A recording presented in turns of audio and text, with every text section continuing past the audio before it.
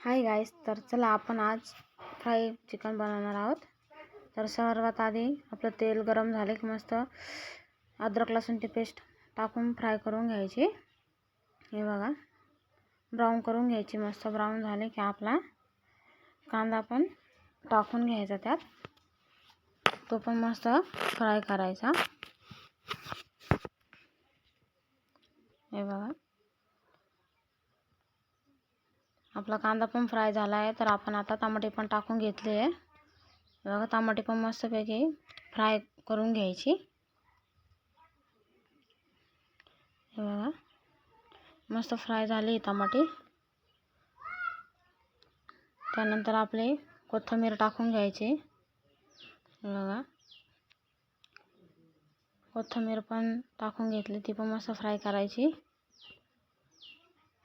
हलवून घ्यायची, म्हणजे हलवत राहायचं, कारण ते खाली लटकतं ना, त्यामुळं। त्यानंतर आपले मीठ, मिरची, हळद, चिकन मसाला सर्व टाकून घेतलं आहे। बघा, त्यानंतर 15-20 मिनिटं आपलं झाकण ठेवून द्यायचं। हे बघा, कसं वाटतंय तुम्हाला? बघा, ते हलवून घेतलं मी आता, कारण खाली थोडं लटकलं होतं। बघा, छान दिसतंय ना, मस्त। तर शिजलं आहे आपलं मटण, पण थोडं अजून ठेवलं होतं वाफेत। हे बघा, मस्तपैकी शिजलं आहे।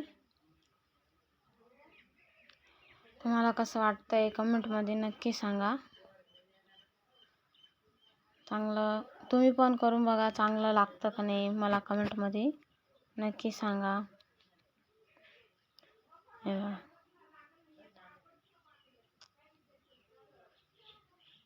छान दिसतंय,